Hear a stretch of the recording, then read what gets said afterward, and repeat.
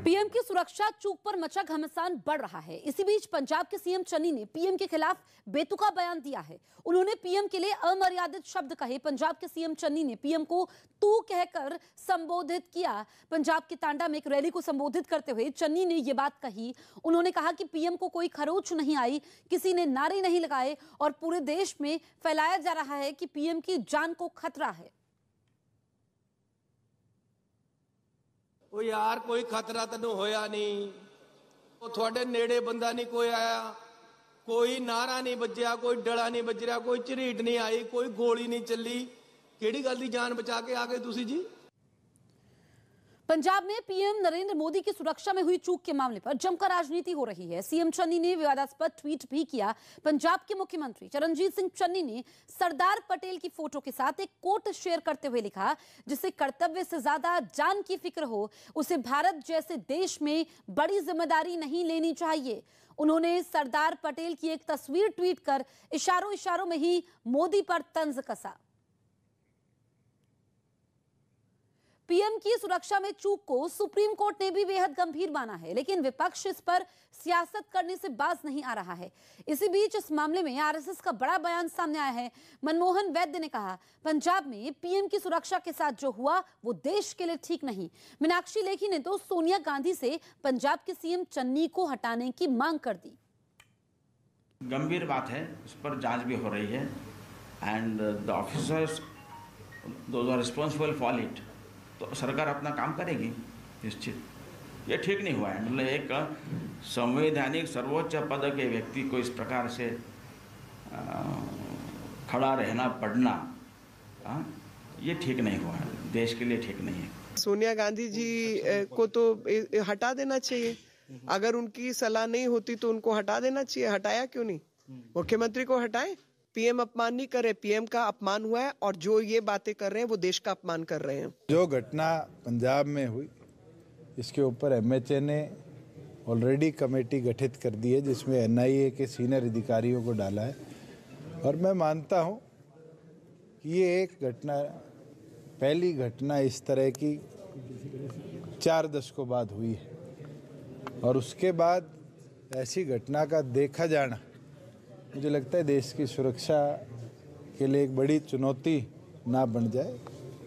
Wait and watch करते हैं कि क्या कार्रवाई एनआईए की टीम आगे करेगी, मगर पंजाब सरकार को भी उन अधिकारियों के विरुद्ध जिनने कहीं लापरवाही बरती सख्त कदम उठाना चाहिए। इस बीच पीएम की सुरक्षा में चूक की जांच तेज हो गई है। पंजाब सरकार की एसआईटी आज अपनी रिपोर्ट सौंप सकती है। मामले की जांच के लिए पंजाब सरकार ने एसआईटी का गठन किया था, जिसे 3 दिन में अपनी रिपोर्ट सौंपनी थी। इसके अलावा बठिंडा के एसएसपी को आज शाम तक गृह मंत्रालय के कारण बताओ नोटिस का जवाब भी देना है। गृह मंत्रालय की टीम कल पंजाब के फिरोजपुर जांच के लिए पहुंची थी। जिस जगह पीएम का काफिला फंसा था वहां गृह मंत्रालय की टीम ने छानबीन की।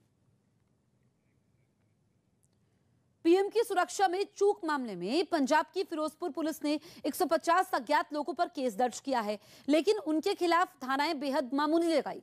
जिन अज्ञात लोगों पर मुकदमा दर्ज हुआ है उन पर धारा 283 यानी धरने के जरिए ट्रैफिक रोकने को मामूली धारा के तहत एफआईआर दर्ज की गई। इस धारा में सिर्फ 200 रुपए जुर्माने का प्रावधान है और आरोपी जमानत पर छूट सकता है। मतलब पीएम की सुरक्षा में चूक जैसे बड़े मामले में इतनी हल्की धारा, और वो भी उस जगह पर जो पाकिस्तान सीमा से बेहद करीब है। असम के मुख्यमंत्री हेमंत बिस्व शर्मा ने मामले को गंभीर बताते हुए कांग्रेस सरकार से इस मामले में सख्त कार्रवाई करने की मांग की है। साथ ही उन्होंने कहा कि इस तरह के गंभीर मामले में कोई कार्रवाई न करके कांग्रेस ऐसी घटनाओं को और बढ़ावा दे रही है। साथ ही उन्होंने पूछा कि असम में राहुल सोनिया के साथ ऐसा हो तो कैसा लगेगा। By not taking action, they wants to institutionalize this thing. Suppose tomorrow Rahul Gandhi and Sonia Gandhi came to Assam. I did the same drama. Will it be acceptable? Then Congress will not criticize me. If they come to Assam, we will ensure full security. I am not saying that I will go for tit for tat. Uttarakhand में 16 जनवरी तक सभी सियासी रैलियों पर रोक लगा दी गई है। उत्तराखंड में कोरोना के केस बढ़ने की वजह से 16 जनवरी तक सभी सियासी रैलियों पर रोक लगा दी गई है। इसके अलावा स्विमिंग पूल और वाटर पार्क भी 16 जनवरी तक बंद रहेंगे। हालांकि सिनेमा हॉल, सैलून और ऑडिटोरियम 50% क्षमता के साथ खुलेंगे। झारखंड के धनबाद में बीजेपी अध्यक्ष को गाली देने पर कार्यकर्ताओं पर थूक चटवाने का आरोप लगा है। इस मामले में 10 के खिलाफ मामला दर्ज कर बीजेपी के 4 कार्यकर्ताओं को पुलिस ने गिरफ्तार कर लिया है। चंडीगढ़ को आज नया मेयर मिल जाएगा। मेयर पद के लिए आम आदमी पार्टी और बीजेपी में कड़ा मुकाबला है। आम आदमी पार्टी के 14 पार्षद नगर निगम के चुनाव जीते हैं, तो बीजेपी के 12 पार्षद जीत कर आए हैं। इस बार मेयर पद के लिए महिला सीट आरक्षित है। पंजाब के मोगा में बड़ी आपराधिक साजिश का पर्दाफाश हुआ है। 2 ग्रेनेड और 1 पिस्तौल के साथ 3 आरोपी गिरफ्तार किए गए हैं। जांच के समय बदमाशों ने पुलिस कर्मियों को कुचलने की कोशिश की थी। जम्मू कश्मीर के बनिहाल में हो रही भारी बर्फबारी के बीच फंसे 2 ट्रक ड्राइवरों का रेस्क्यू कर लिया गया है। ये लोग जम्मू श्रीनगर नेशनल हाईवे पर बर्फबारी में फंस गए थे। इनके ट्रक पर बर्फ की मोटी चादर पड़ गई थी। बॉर्डर रोड ऑर्गेनाइजेशन ने कड़ी मशक्कत के बाद इन्हें सुरक्षित निकाला। बिहार के बगहा में स्वास्थ्य विभाग की बड़ी लापरवाही सामने आई है। यहाँ के एक प्राथमिक स्वास्थ्य केंद्र में कोरोना गाइडलाइंस की धज्जियां उड़ाते हुए ऑपरेशन के बाद महिलाओं को फर्श पर लिटा दिया गया। कड़ाके की ठंड और कोरोना संक्रमण के खतरे के बीच स्वास्थ्य विभाग की लापरवाही देखकर मरीजों के परिजनों ने जमकर हंगामा किया। पाबंदियों और मरीजों के बढ़ते आंकड़ों के बावजूद उत्तर प्रदेश के बरेली से चौंकाने वाली कुछ तस्वीरें सामने आई। वहां एक मुस्लिम धर्म सम्मेलन में जुटे लोगों ने कोरोना नियमों का मजाक बनाकर रख दिया। जिला प्रशासन ने इत्तेहाद मिल्लत काउंसिल नाम की पार्टी के नेता तौकीर रजा खान को इस सम्मेलन में 300 लोगों के जुटने की इजाजत दी थी, लेकिन बरेली के इस्लामिया मैदान में हजारों की संख्या में लोग पहुंच गए, और वो भी बिना मास्क के। इस मुस्लिम धर्म सम्मेलन में पहला नियम ये टूटा कि वहां भीड़ जुटी। दूसरा ये कि लोगों ने मास्क नहीं लगाए, जिन्होंने लगाए भी केवल खाना पूर्ति के लिए। और तीसरा ये कि सोशल डिस्टेंसिंग के बारे में जैसे वो सब भूल ही गए हों। लेकिन हाँ, उनमें कोई भी देश हित के नारे लगाने से नहीं चूका। न सिर्फ मैदान में बल्कि मंच पर जुटे लोगों के लिए भी मास्क महज खिलौना बनकर रह गया। किसी में भी कोरोना का खौफ तो दिखाई नहीं। यहां तक कि आईएमसी नेता तौकीर रजा खान भी मास्क लगाए बिना ही लोगों के बीच मौजूद रहे। एम्स दिल्ली से मरीजों की भर्ती के लिए नए नियम तय किए गए। कोरोना संकट का असर एम्स दिल्ली की ओपीडी सेवाओं पर पड़ा और वहां अब कम मरीजों का ही रजिस्ट्रेशन करने का फैसला लिया गया। साथ ही मरीजों की भर्ती के लिए भी नए दिशा निर्देश दिए गए। इनके तहत अब सिर्फ गंभीर मरीजों को ही इलाज और सर्जरी के लिए भर्ती किया जाएगा। उत्तराखंड के सीएम पुष्कर सिंह धामी अपने विधानसभा क्षेत्र खटीमा में चुनाव से जुड़े एक कार्यक्रम में शामिल हुए, जिसमें उन्होंने सरकार की उपलब्धियों को लोगों के सामने रखा। साथ ही फिर खटीमा से ही चुनाव लड़ने की बात कही। मेरा कर्तव्य है, मैं सब जगह जा रहा हूँ, पूरे उत्तराखंड के कोने कोने में जा रहा हूँ, लेकिन मेरी कर्मभूमि खटीमा में। रोहन बोपन्ना और रामकुमार रामनाथन की जोड़ी एडलेड इंटरनेशनल टूर्नामेंट के सेमीफाइनल में पहुंच गई। उन्होंने इस मुकाबले में 6-1 और 6-3 से जीत हासिल की। बंगाल में नगर निगम चुनाव टाले जाएं या नहीं, इस पर कलकत्ता हाईकोर्ट ने चुनाव आयोग से जवाब मांगा। इससे पहले एक याचिका में कोरोना खतरे की दलील देते हुए इन चुनावों को टालने की मांग की गई थी। ये चुनाव वहां 22 जनवरी को होंगे। आईसीसी ने T20 में स्लो ओवर रेट रहने पर नया नियम लागू कर दिया। अब गेंदबाजी करने के दौरान पारी के आखिरी ओवर से पहले अगर स्लो ओवर रेट रहा तो उस आखिरी ओवर में 30 गज से बाहर टीम का एक फील्डर कम रहेगा। इसके अलावा जुर्माने समेत दूसरी सजा पहले की तरह बरकरार रहेगी। बिहार के बांका से एक हैरान करने वाला वीडियो सामने आया। वहां एक लड़की पर बैंक के ग्राहक सेवा केंद्र से 40,000 रुपए चुराने का आरोप लगा, लेकिन इस चोर की ये हरकत वहां लगे सीसीटीवी कैमरे में कैद हो गई।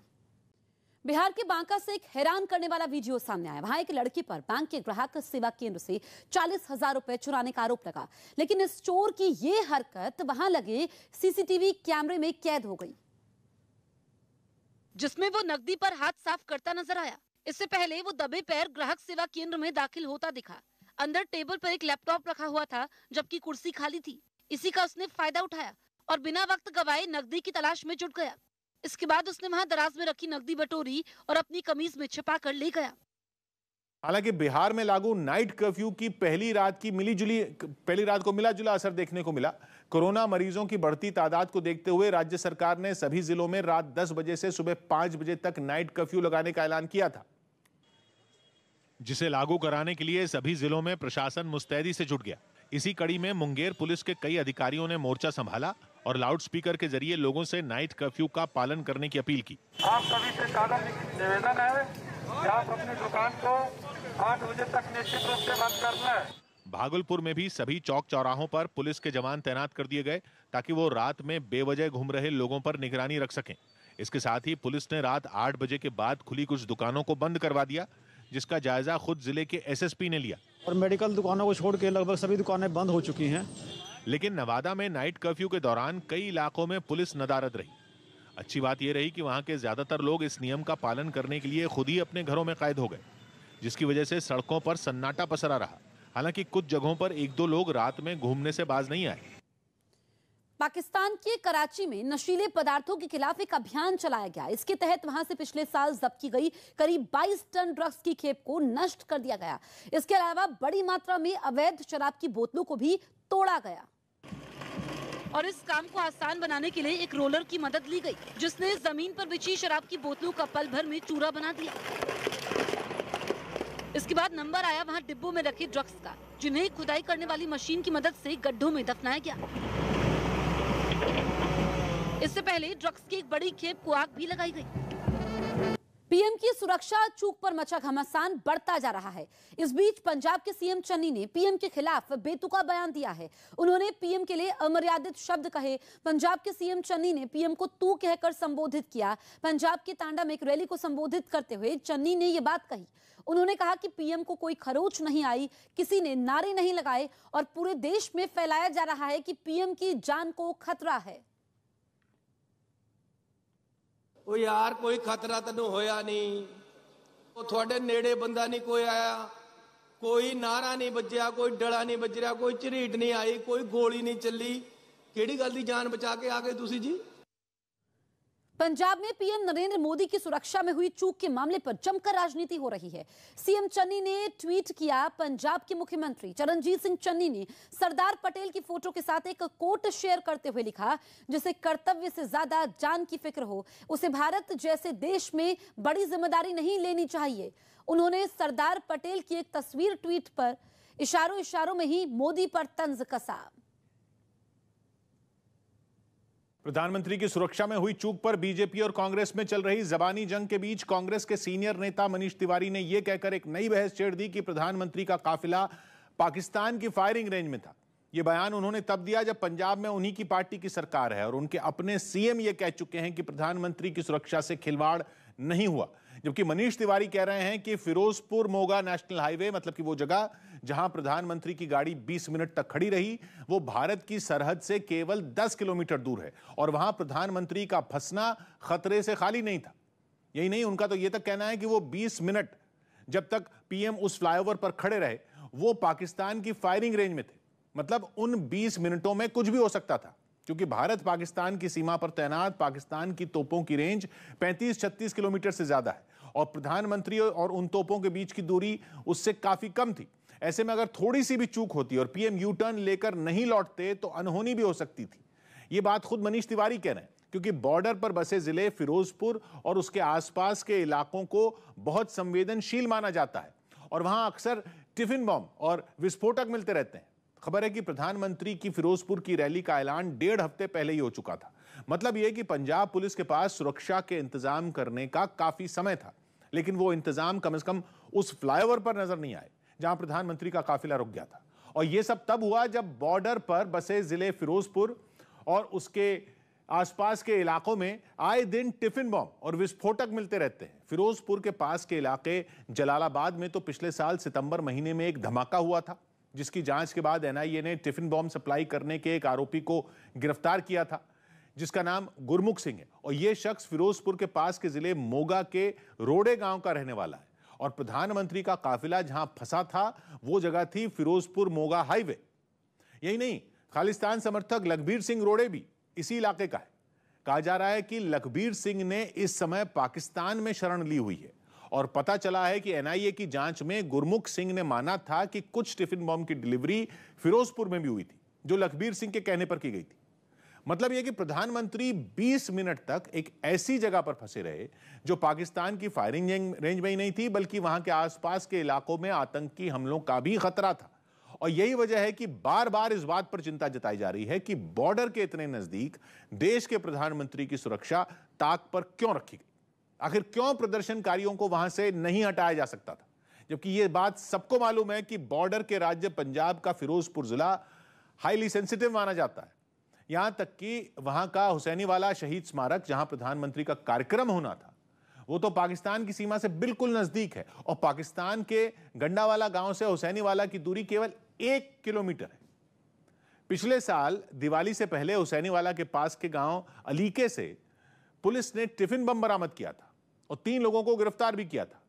यही नहीं, पास के ही एक और गांव से हैंड ग्रेनेड भी मिला था। पिछले साल 15 सितंबर के बाद से फिरोजपुर और आसपास के इलाकों में 4 टिफिन बम मिल चुके हैं। मतलब यह कि न सिर्फ जिस रास्ते से प्रधानमंत्री फिरोजपुर पहुंचने वाले थे, बल्कि उनके कार्यक्रम वाली जगह भी बेहद संवेदनशील थी। उनकी सुरक्षा के लिए हर कदम फूंक फूंक कर रखना था। अमेरिका में वॉशिंगटन राज्य के सिएटल शहर में आई बाढ़ ने लोगों की मुश्किलें बढ़ा दी। बाढ़ की वजह से वहां के ज्यादातर इलाके पानी में डूबे दिखे। सड़कों पर पानी भरने की वजह से गाड़ियां आधी डूबी नजर आई। वहां मैदान भी इस सैलाब की भेंट चढ़ गए। लोगों ने अपने मकानों के बाहर रेत से भरे बैग रख दिए ताकि बाढ़ का पानी उनके घरों के अंदर ना घुस पाए, जबकि एहतियात के तौर पर कुछ इमारतों को प्रशासन ने खाली भी करवा दिया। इसके अलावा वहां कई जगहों पर जमीन खिसकने की खबरें भी आई। वहां एक छोटा ट्रक पानी से भरी सड़क पर चलता दिखा, लेकिन आगे की सड़क पूरी तरह डूबी देखकर उसने लौटने में ही अपनी भलाई समझी।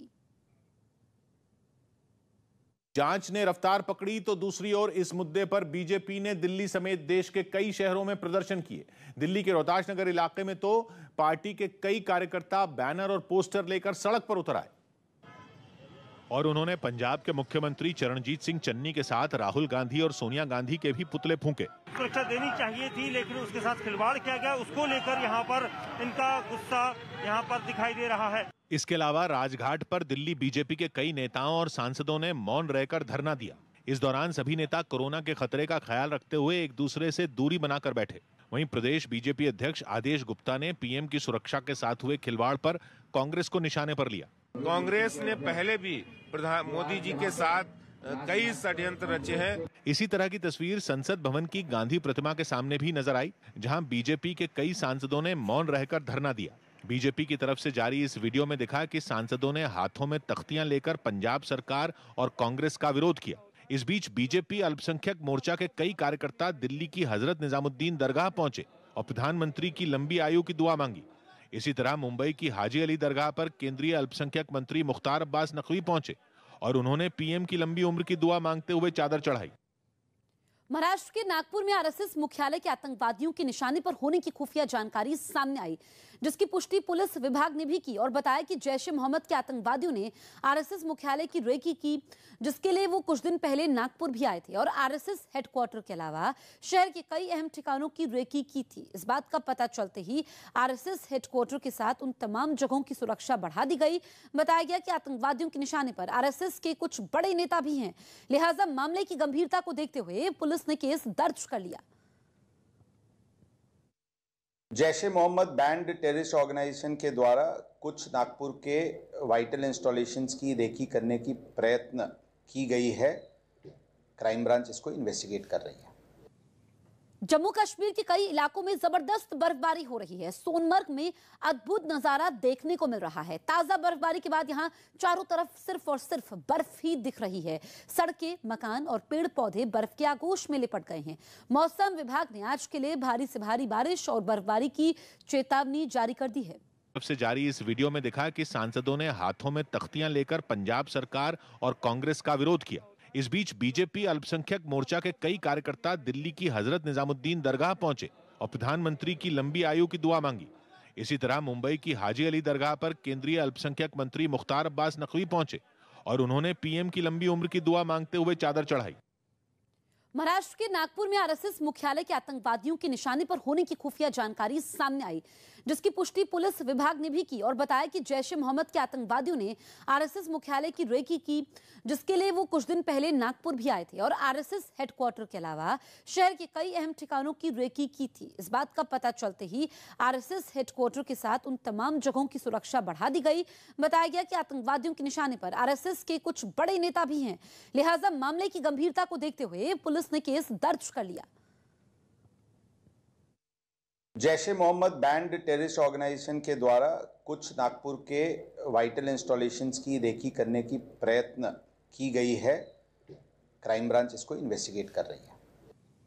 जम्मू कश्मीर के कई इलाकों में जबरदस्त बर्फबारी हो रही है। सोनमर्ग में अद्भुत नजारा देखने को मिल रहा है। ताजा बर्फबारी के बाद यहां चारों तरफ सिर्फ और सिर्फ बर्फ ही दिख रही है। सड़कें, मकान और पेड़ पौधे बर्फ के आगोश में लिपट गए हैं।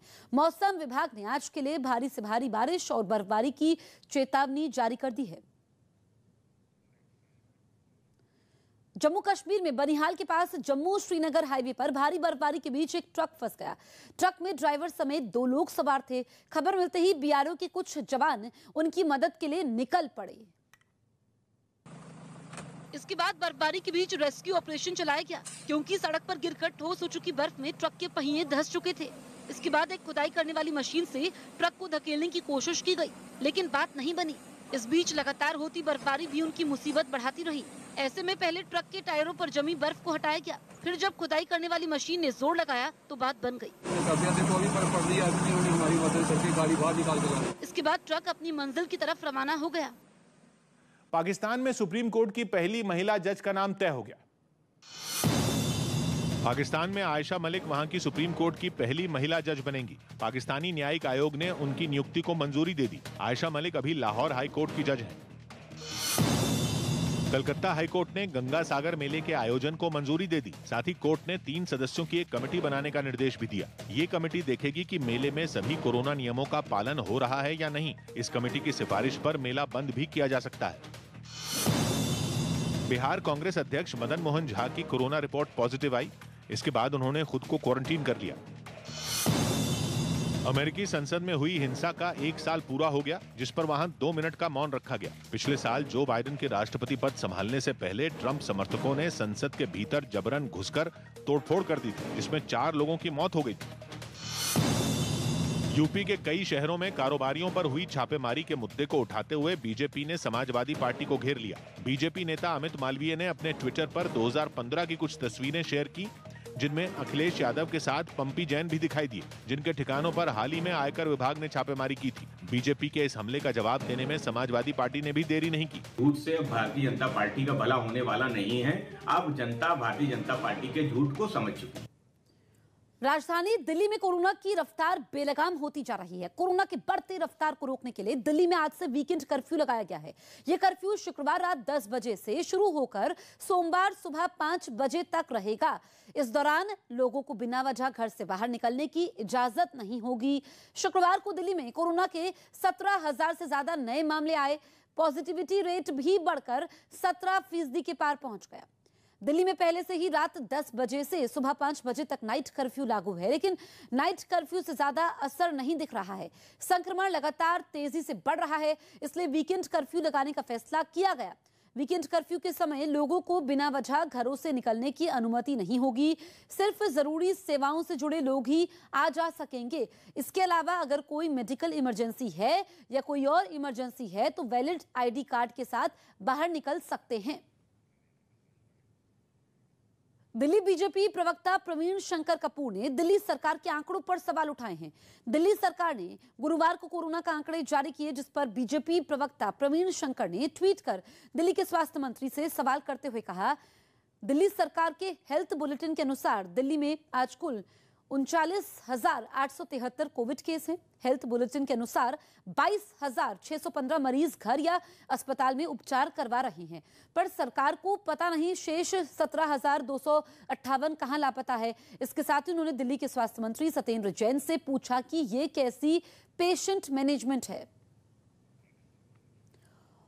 और कोरोना के इसी खतरे को देखते हुए विदेश से आने वाले यात्रियों के लिए केंद्र सरकार ने नई गाइडलाइंस जारी कर दी है, जिसमें नियमों को पहले से सख्त करते हुए कुछ बदलाव किए गए, जिसके मुताबिक एट रिस्क कंट्रीज यानी ऐसे देश जहां कोरोना का खतरा है, उनकी संख्या बढ़ाकर 19 कर दी गई। हालांकि 1 दिसंबर को जो लिस्ट जारी हुई थी उसमें ऐसे मुल्कों की संख्या 11 थी, जिनमें यूके समेत यूरोप के देश, दक्षिण अफ्रीका, चीन, न्यूजीलैंड, मॉरिशस, हांगकांग, सिंगापुर और इजराइल के नाम थे। लेकिन अब जो लिस्ट आई है उसमें सिंगापुर का नाम हटाते हुए 9 और नाम जोड़े गए।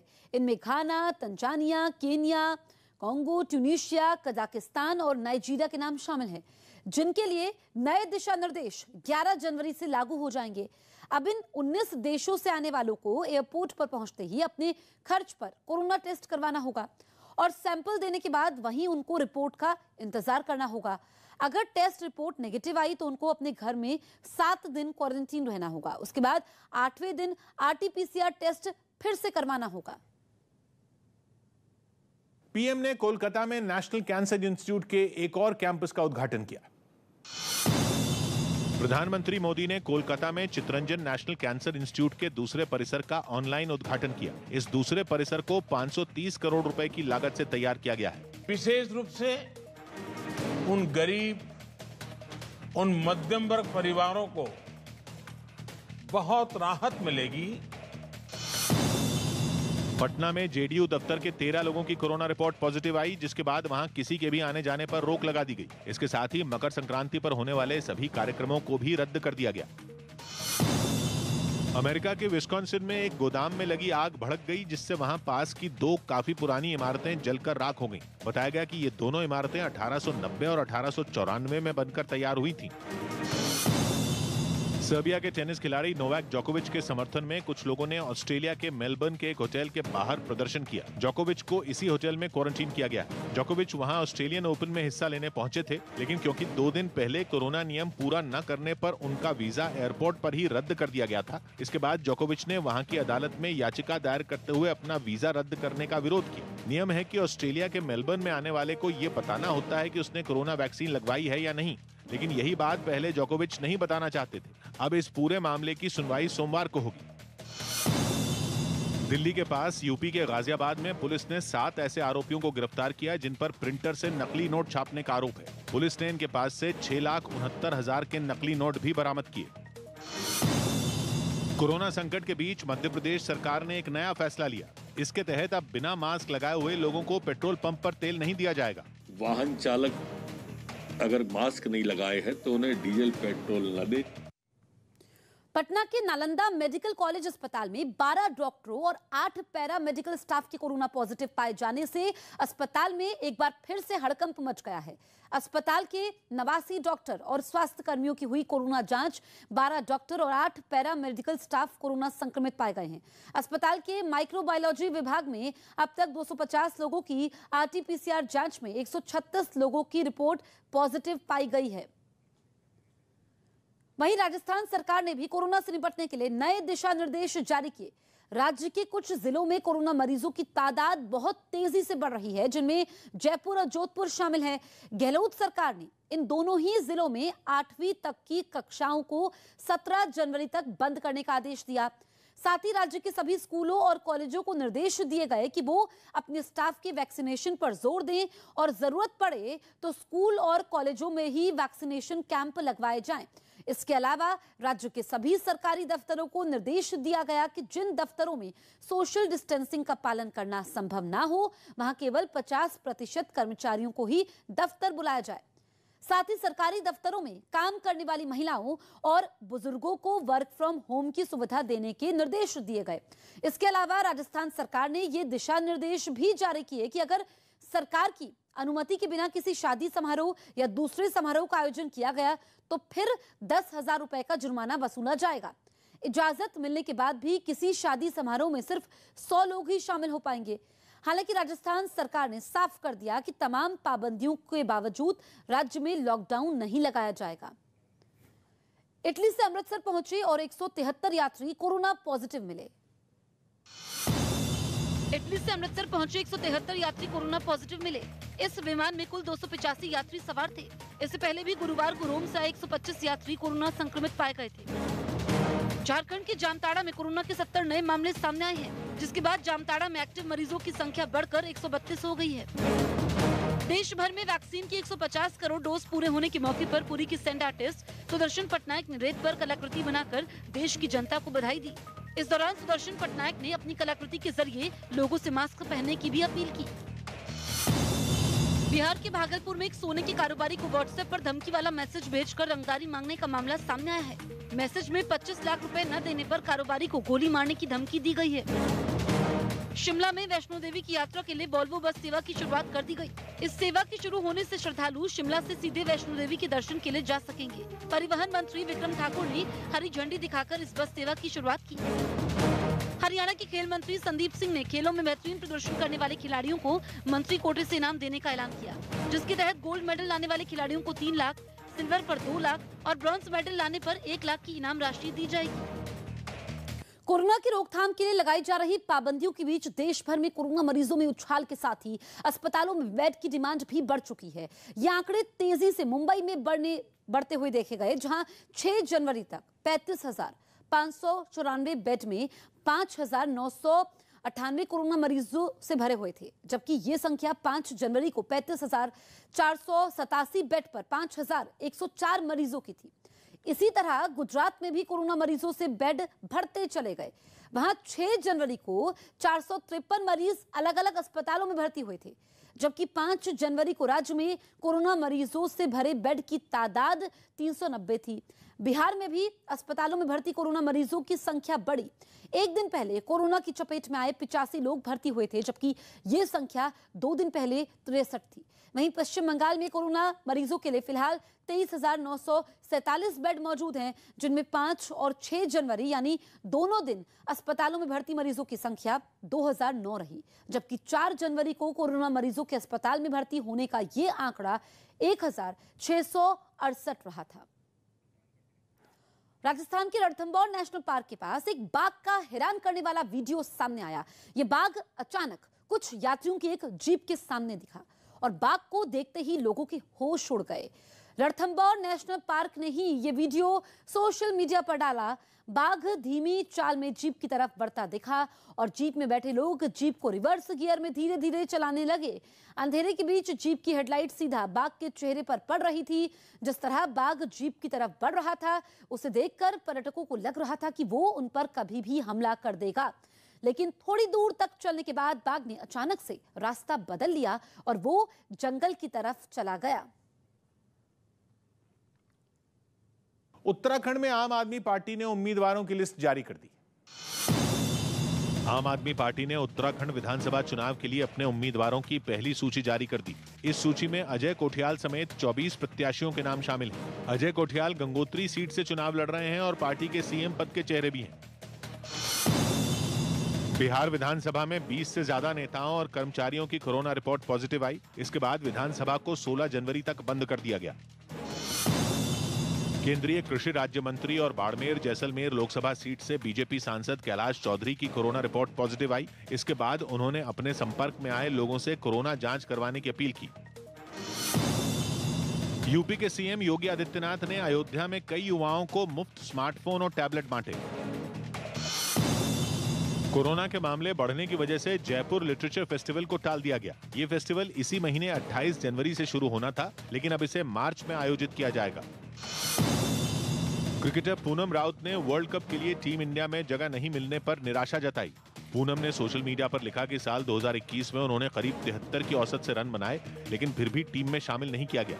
बिहार के आरा से हैरान करने वाली कुछ तस्वीरें सामने आई। वहां आरजेडी नेता हरिनारायण सिंह के राजकीय सम्मान के दौरान बिहार पुलिस की बंदूकों ने उनका साथ छोड़ दिया।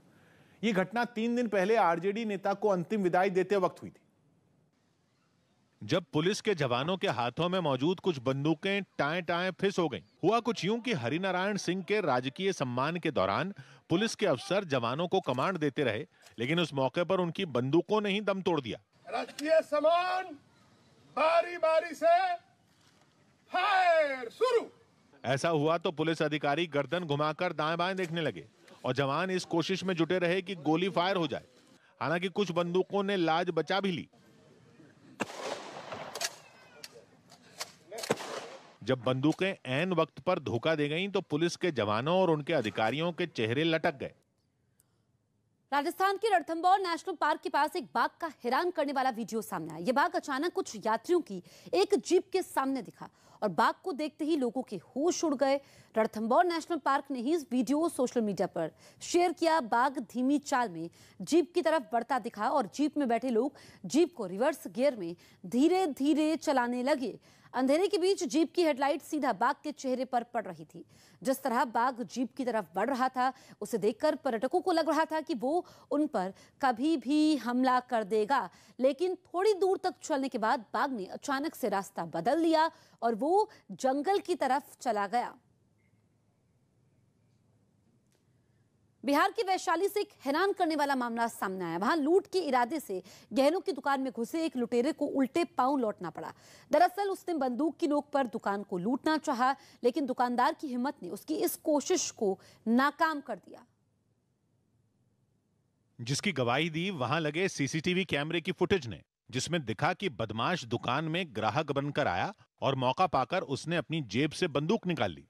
वो दुकानदारों को धमकाने की कोशिश में लगा ही था कि उनमें एक ने उसकी तरफ झपट्टा मार दिया। जैसे ही वो लोग लुटेरे की तरफ बढ़े, उसके हाथ पांव फूल गए और वो वहां से भाग निकला। दोनों लोगों ने समझदारी दिखाते हुए पहले दुकान का शटर बंद किया ताकि किसी तरह का कोई नुकसान न हो। इसके बाद उन लोगों ने इसकी शिकायत थाने में दर्ज कराई, जिसके बाद वहां पुलिस की एक टीम जांच के लिए पहुंच गई। राजस्थान के चित्तौड़गढ़ से एक चौंकाने वाला वीडियो सामने आया, जहां एक स्कूटर सवार महिला की एक ट्रक से टक्कर हो गई। यह हादसा उस वक्त हुआ जब पेशे से टीचर स्कूटर सवार महिला स्कूल जा रही थी और बीच सड़क में उसके स्कूटर की दूसरी तरफ से आ रहे ट्रक से टक्कर हो गई। घटना के सीसीटीवी वीडियो में दिखा कि टक्कर लगते ही वो महिला स्कूटर समेत ट्रक के अगले पहियों के पास गिर गई। ट्रक के ड्राइवर ने भी तुरंत ब्रेक लगाए, जिससे वो महिला ट्रक की चपेट में आने से बच गई। फिर वो महिला खड़ी हुई और घटना वाली जगह से थोड़ी दूरी पर चली गई। हादसे को देख पास खड़े कुछ लोग भी उस तरफ दौड़ पड़े। बताया गया कि इस घटना में स्कूटर सवार महिला को मामूली चोट आई। स्वच्छता और जल सुरक्षा के बारे में जागरूकता को एक जन आंदोलन बनाने के इरादे से 2019 में शुरू हुई हमारी मुहिम मिशन पानी के लिए ये एक लंबी यात्रा रही है। 3 साल के सफर में कारवां बढ़ता चला गया और लोग जुड़ते गए। इस कड़ी में एक और मील का पत्थर हासिल करते हुए मिशन पानी ने सर्वश्रेष्ठ मीडिया श्रेणी में राष्ट्रीय जल पुरस्कार 2020 जीता है। भारत सरकार के जल शक्ति मंत्रालय की ओर से मिलने वाला ये एक प्रतिष्ठित पुरस्कार है। मिशन पानी भारत के लोगों की मुहिम है और ये इसलिए हम ये अवार्ड देश के लोगों को समर्पित करते हैं। स्वच्छता और पानी, पानी हमको बचानी है ये जिंदगानी। दुनिया के सामने पानी एक बहुत बड़ी चुनौती बनकर के उभर रहा है। हमारे देश के सामने और भी बड़ा संकट है और चुनौती भी और भी बड़ी है, क्योंकि दुनिया की दूसरी सबसे बड़ी आबादी होने वाला देश, अलग अलग तरह के क्लाइमेटिक जोन्स का होने वाला देश, और उसके साथ साथ में आबादी के अनुपात में दुनिया के औसत उपलब्ध पीने योग्य पानी की दृष्टि से बहुत कम उपलब्धता। 18% विश्व की आबादी और लगभग 22% कैटल पॉपुलेशन के सामने केवल 4% पानी की उपलब्धता वाला देश। निश्चित रूप से हमारे सामने चुनौती पूरे विश्व के तुलना में और भी बड़ी है। ये जो पुरस्कार इस दिशा में प्रारंभ किए गए थे, मैं ये मानता हूं कि इसके पीछे भी कहीं ना कहीं माननीय प्रधानमंत्री जी की ये प्रेरणा कि हम इस जल के आंदोलन को जन जन के आंदोलन के रूप में खड़ा करें, जन जन के आंदोलन के रूप में जागृत करके हम जन सहभागिता के माध्यम से हम देश में एक नई जल संस्कृति की स्थापना करते हुए भविष्य के लिए एक जल समृद्ध भारत का सृजन करें, ताकि आने वाली पीढ़ियों को उनकी आवश्यकताओं के लिए समुचित मात्रा में जल उपलब्ध रहे। Best media print and electronic, इसमें मिशन पानी नेटवर्क 18 फर्स्ट। ये मैं बताना चाहूंगा आपके जानकारी के लिए, ये हम लोगों के लिए बड़ा कठिन होता है मीडिया का चयन करना। तो जो जूरी थी उसमें काफी चिंतन और बातचीत के बाद हम लोगों ने ये चीज, और आगे भी हम आशा करेंगे क्योंकि मीडिया कर्मी यहाँ मौजूद है, कि इस तरह से आप हम लोगों को सहयोग करते रहेंगे तो शायद हमारी बात कई हजार गुने उसको आगे तक जा सकती है। स्वच्छता